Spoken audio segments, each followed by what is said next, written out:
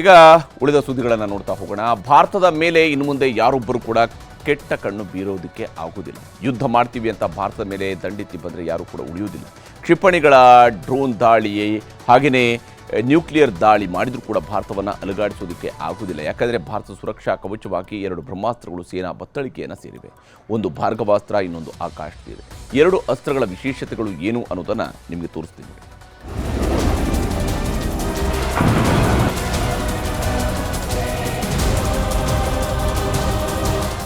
ಪಾಕಿಸ್ತಾನ ಅನ್ನೋ ಉಗ್ರರ ದೇಶಕ್ಕೆ ನುಗ್ಗಿ ಉಗ್ರರ ಹೆಡೆಮುರಿ ಕಟ್ಟಿ ಬಂದಿದ್ದ ಭಾರತೀಯ ಸೇನೆಗೆ ವಿಶ್ವವೇ ಸಲಾಂ ಅಂತಿದೆ. ಭಾರತ ಅನ್ನೋ ಹೆಸರು ಕೇಳಿದ್ರೆ ಸಾಕು ನಿದ್ದೆಯಲ್ಲೂ ಬೆಚ್ಚಿ ಬೀಳಬೇಕು. ಆ ಥರ ಇಂಡಿಯನ್ ಆರ್ಮಿ ಪಾಕಿಸ್ತಾನಕ್ಕೆ ನುಗ್ಗಿ ವಿಧ್ವಂಸಕ ಕೃತ್ಯ ಎಸಗೋ ಉಗ್ರರನ್ನೇ ಧ್ವಂಸ ಮಾಡಿತ್ತು. ಪಾಕಿಸ್ತಾನವೇ ಭಾರತದ ಎದುರು ಮಂಡಿಯೂರಿ ಕದನ ವಿರಾಮಕ್ಕೆ ಕಾಲು ಹಿಡ್ಕೊಳ್ತು. ಭಾರತದ ಷರತ್ತುಗಳನ್ನು ಒಪ್ತೀವಿ ಅಂದ್ರು. ಕೈ ಕಟ್ಕೊಂಡು ಬಾಯಿ ಮುಚ್ಕೊಂಡಿರ್ತೀವಿ ಅಂತಾನು ಪಾಕಿಸ್ತಾನಿಗಳು ಪರಿಪರಿಯಾಗಿ ಬೇಡಿಕೊಂಡ್ರು.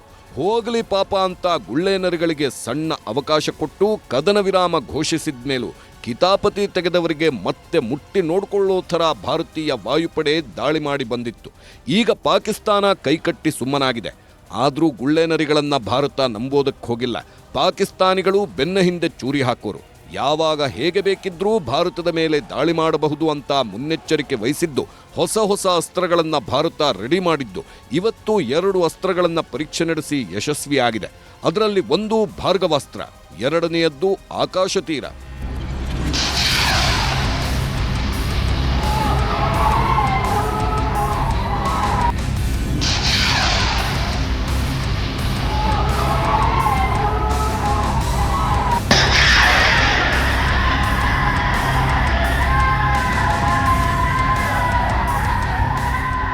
ಭಾರ್ಗವಾಸ್ತ್ರ ಅನ್ನೋ ಹೊಸ ಸ್ಥಳೀಯ ಕಡಿಮೆ ವೆಚ್ಚದ ಪ್ರತಿ ಡ್ರೋನ್ ವ್ಯವಸ್ಥೆಯನ್ನ ಭಾರತ ಯಶಸ್ವಿಯಾಗಿ ಪರೀಕ್ಷಿಸಿದೆ. ಒಡಿಶಾದ ಗೋಪಾಲ್ಪುರದಲ್ಲಿರುವ ಸೀವರ್ಡ್ ಫೈರಿಂಗ್ ರೇಂಜ್ನಲ್ಲಿ ಈ ಪರೀಕ್ಷೆಯನ್ನು ನಡೆಸಲಾಯಿತು. ಸೋಲಾರ್ ಡಿಫೆನ್ಸ್ ಮತ್ತು ಏರೋಸ್ಪೇಸ್ ಲಿಮಿಟೆಡ್ ಅಭಿವೃದ್ಧಿಪಡಿಸಿದ ಈ ವ್ಯವಸ್ಥೆಯನ್ನ ಎದುರಾಳಿಗಳ ಡ್ರೋನ್ ದಾಳಿ ತಡೆಯೋದಕ್ಕಂತಾನೇ ವಿನ್ಯಾಸಗೊಳಿಸಲಾಗಿದೆ. ಇವತ್ತು ರಿಮೋಟ್ ಕಂಟ್ರೋಲ್ ಆಟಿಕೆ ಡ್ರೋನ್ಗಳನ್ನು ಬಿಟ್ಟು ಹೇಗೆ ಭಾರ್ಗವಾಸ್ತ್ರ ಕೆಲಸ ಮಾಡುತ್ತೆ ಅಂತ ನಡೆಸಿದ ಟೆಸ್ಟಿಂಗ್ ಯಶಸ್ವಿಯಾಗಿದೆ. ಮಹಾಭಾರತದ ಸಮಯದಲ್ಲಿ ಕರ್ಣ ಬಳಸಿದ್ದ ಅಸ್ತ್ರವೇ ಈ ಭಾರ್ಗವಾಸ್ತ್ರ. ಈಗ ಆಧುನಿಕ ಭಾರತದಲ್ಲಿ ಭಾರತೀಯ ಸೇನೆಗೆ ಆನೆಬಲ ಈ ಭಾರ್ಗವಾಸ್ತ್ರ. ಮೈಕ್ರೋ ಕ್ಷಿಪಣಿ ಆಧಾರಿತ ಪ್ರತಿ ಡ್ರೋನ್ ವ್ಯವಸ್ಥೆ ಈ ಭಾರ್ಗವಾಸ್ತ್ರದಲ್ಲಿದೆ. ಶತ್ರುಗಳ ಡ್ರೋನ್ಗಳನ್ನು 16 ಸೆಕೆಂಡ್ಗಳಲ್ಲಿ, ಬರೀ 16 ಸೆಕೆಂಡ್ಗಳಲ್ಲಿ ಪತ್ತೆ ಹಚ್ಚುವ ಚಾಣಕ್ಯತನದ ಮಿಸೈಲ್ ಇದು. 2.5 ಕಿಲೋಮೀಟರ್ ದೂರದಲ್ಲೇ ಡ್ರೋನ್ ದಾಳಿಯನ್ನು ಗ್ರಹಿಸುವ ಸಾಮರ್ಥ್ಯ ಈ ಭಾರ್ಗವಾಸ್ತ್ರಕ್ಕಿದೆ. ಡ್ರೋನ್ಗಳನ್ನು ಪತ್ತೆ ಹಚ್ಚಿ ಆಗಸದಲ್ಲೇ ನಾಶ ಮಾಡುತ್ತೆ. ಈ ಭಾರ್ಗವಾಸ್ತ್ರ ಪಕ್ಕಾ ಮೇಡ್ ಇನ್ ಇಂಡಿಯಾ. ಕಡಿಮೆ ವೆಚ್ಚದಲ್ಲಿ ಕಡಿಮೆ ಸಮಯದಲ್ಲಿ ನಿರ್ಮಾಣ ಮಾಡಲಾಗಿದೆ. ಕಡಿಮೆ ತೂಕಾನೂ ಇದ್ದು ಸೈನಿಕರೇ ಎತ್ಕೊಂಡು ಹೋಗಬಹುದು, ಅಷ್ಟು ಹಗುರವಾಗಿದೆ.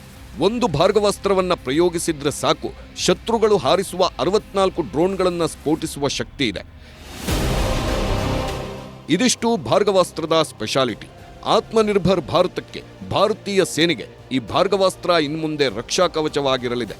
ಭಾರ್ಗವಾಸ್ತ್ರ ಬಿಟ್ರೆ ಇವತ್ತು ಇಂಡಿಯನ್ ಆರ್ಮಿ ಬತ್ತಳಿಕೆಗೆ ಸೇರಿದ ಇನ್ನೊಂದು ಅಸ್ತ್ರ ಅಂದ್ರೆ ಆಕಾಶ ತೀರ. ಮೇ 9 ಹಾಗೂ ಮೇ 10 ನಡುವಿನ ಮಧ್ಯರಾತ್ರಿ ಪಾಕಿಸ್ತಾನ ಭಾರತೀಯ ಸೇನೆ ಮತ್ತು ನಾಗರಿಕ ಪ್ರದೇಶಗಳ ಮೇಲೆ ಕ್ಷಿಪಣಿಗಳನ್ನು ಹಾರಿಸಿತ್ತು. ಡ್ರೋನ್ಗಳ ಮೂಲಕ ದಾಳಿ ಮಾಡಲು ಪ್ರಯತ್ನಿಸಿತ್ತು. ಅವತ್ತು ಭಾರತದ ಭೂಪ್ರದೇಶವನ್ನ ಉಕ್ಕಿನ ಕೋಟೆಯಂತೆ ರಕ್ಷಿಸಿದ್ದು ಭಾರತದ ಹೆಮ್ಮೆಯ ಸುರಕ್ಷಾ ಕವಚ ಈ ಆಕಾಶ ತೀರ ಕ್ಷಿಪಣಿ. ಭಾರತೀಯ ವಾಯುಪ್ರದೇಶದ ಮಾರ್ಗ ಮಧ್ಯದಲ್ಲೇ ಪತ್ತೆ ಮಾಡಿ ತಡೆ ಹಿಡಿಯಲು ನೆರವಾಗಿದ್ದು ಇದೇ ಆಕಾಶ ತೀರ ಮಿಸೈಲ್. ಹಾಗಿದ್ರೆ ಆಕಾಶ ತೀರದ ವಿಶೇಷತೆ ಏನಂತ ನೋಡೋದಾದ್ರೆ, ಭಾರತವೇ ನಿರ್ಮಿಸಿದ ಮೊದಲ AI ತಂತ್ರಜ್ಞಾನದ ಕ್ಷಿಪಣಿ ಈ ಆಕಾಶ ತೀರ. ಯಾವುದೇ ವಿದೇಶಿ ಬಿಡಿಭಾಗಗಳನ್ನು ಬಳಕೆ ಮಾಡದೆ ಭಾರತವೇ ತಯಾರಿಸಿರುವ ಮೇಕ್ ಇನ್ ಇಂಡಿಯಾ ಕ್ಷಿಪಣಿ. ಭೂಮಿಯಿಂದ ಯುದ್ಧ ವಿಮಾನಗಳಿಂದ, ನೌಕೆಗಳಿಂದಲೂ ಆಕಾಶ ತೀರ ಕ್ಷಿಪಣಿಯನ್ನ ಶತ್ರುಗಳ ದಾಳಿ ತಡೆಯಲು ಉಡಾಯಿಸಬಹುದು. ಕಮಾಂಡಿಂಗ್ ಇದೆ, ಕಂಟ್ರೋಲ್ ಮಾಡುತ್ತೆ, ಸಂವಹನ ನಡೆಸುತ್ತೆ, ಕಂಪ್ಯೂಟರ್ ತಂತ್ರಜ್ಞಾನಗಳಿವೆ, ಗುಪ್ತವಾಗಿ ವರದಿ ಕಳಿಸುತ್ತೆ. ಕಣ್ಗಾವಲು ವ್ಯವಸ್ಥೆ ಇರುವ ಏಕೈಕ ಕ್ಷಿಪಣಿ. ಕೃತಕ ಬುದ್ಧಿಮತ್ತೆಯ ಪಕ್ಕಾ ಸ್ವಾಯತ್ತ ರಕ್ಷಣಾ ವ್ಯವಸ್ಥೆಯನ್ನ ಅಳವಡಿಸಲಾಗಿದೆ. ಶತ್ರು ದಾಳಿ ಬಗ್ಗೆ ಕಂಟ್ರೋಲ್ ರೂಮ್ಗೆ ಮೆಸೇಜ್ ಕಳಿಸುತ್ತೆ. ಶತ್ರು ವಿಮಾನಗಳು, ಡ್ರೋನ್, ಕ್ಷಿಪಣಿಗಳನ್ನ ಪತ್ತೆ ಮಾಡುತ್ತೆ.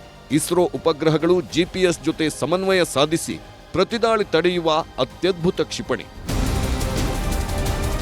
ಆಕಾಶ ತೀರ ಕ್ಷಿಪಣಿಯಲ್ಲಿ ಶತ್ರು ದೇಶಗಳು ನ್ಯೂಕ್ಲಿಯರ್ ಬಾಂಬ್ಗಳನ್ನು ಉಡಾಯಿಸಿದ್ರು ಕ್ಷಣಾರ್ಧದಲ್ಲಿ ಅಲರ್ಟ್ ಮಾಡುವ ಸಾಮರ್ಥ್ಯವೂ ಇದೆ. ಇಂಥ ಕ್ಷಿಪಣಿಯನ್ನ ಭಾರತೀಯ ಸೇನೆಗೆ ನೀಡಲಾಗಿದೆ. ಭಾರತದಲ್ಲಿ ತಯಾರಾಗ್ತಿರುವ ಶಸ್ತ್ರಾಸ್ತ್ರಗಳನ್ನು ವಿದೇಶಿ ರಕ್ಷಣಾ ತಜ್ಞರು ಕೂಡ ಶ್ಲಾಘಿಸಿದ್ದಾರೆ. ಪಾಕಿಸ್ತಾನ ಹೊಂದಿರುವ ಚೀನಾದ ಶಸ್ತ್ರಾಸ್ತ್ರಗಳಿಗಿಂತ ಭಾರತೀಯ ಶಸ್ತ್ರಾಸ್ತ್ರಗಳು ಉತ್ತಮವಾಗಿವೆ ಎಂದು ಅಮೆರಿಕಾದ ನಿವೃತ್ತ ಸೇನಾಧಿಕಾರಿ ಮತ್ತು ರಕ್ಷಣಾ ತಜ್ಞ ಜಾನ್ ಸ್ಪೆನ್ಸರ್ ಎಕ್ಸ್ನಲ್ಲಿ ಪೋಸ್ಟ್ ಹಾಕಿದ್ದಾರೆ.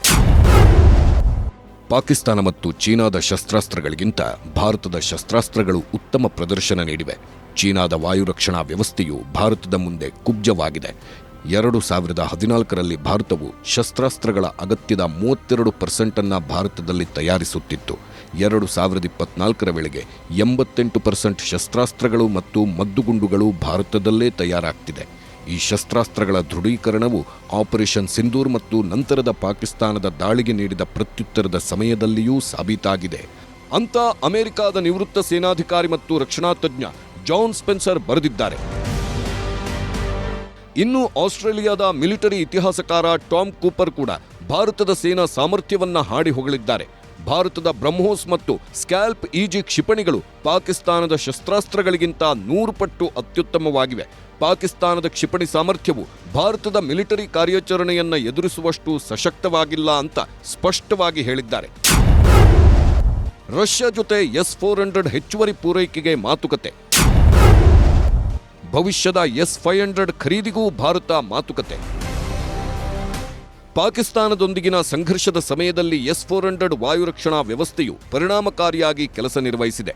ಆಪರೇಷನ್ ಸಿಂಧೂರಕ್ಕೆ ಪ್ರತಿಯಾಗಿ ಪಾಕ್ ಪುಂಖಾನುಪುಂಖವಾಗಿ ಪ್ರಯೋಗಿಸಿದ 100 ಡ್ರೋನ್ಗಳು, ಕ್ಷಿಪಣಿಗಳನ್ನು S-400 ಏರ್ ಡಿಫೆನ್ಸ್ ವ್ಯವಸ್ಥೆಯು ಪುಡಿಗಟ್ಟಿತ್ತು.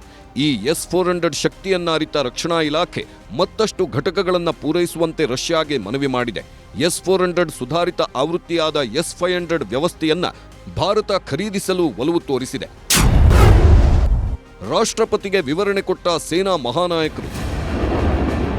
ಆಪರೇಷನ್ ಸಿಂಧೂರ್ ಬಗ್ಗೆ ಸಿಡಿಎಸ್ ಜನರಲ್ ಅನಿಲ್ ಚೌಹಾಣ್ ಮತ್ತು 3 ಸೇನಾಪಡೆಗಳ ಮುಖ್ಯಸ್ಥರು ರಾಷ್ಟ್ರಪತಿ ದ್ರೌಪದಿ ಮುರ್ಮುರಿಗೆ ವಿವರಿಸಿದ್ರು. ಆಪರೇಷನ್ ಸಿಂಧೂರ್ನಲ್ಲಿ ಸಶಸ್ತ್ರ ಪಡೆಗಳ ಶೌರ್ಯ ಮತ್ತು ಸಮರ್ಪಣೆಯನ್ನು ರಾಷ್ಟ್ರಪತಿ ಮುರ್ಮು ಕೂಡ ಶ್ಲಾಘಿಸಿದ್ರು.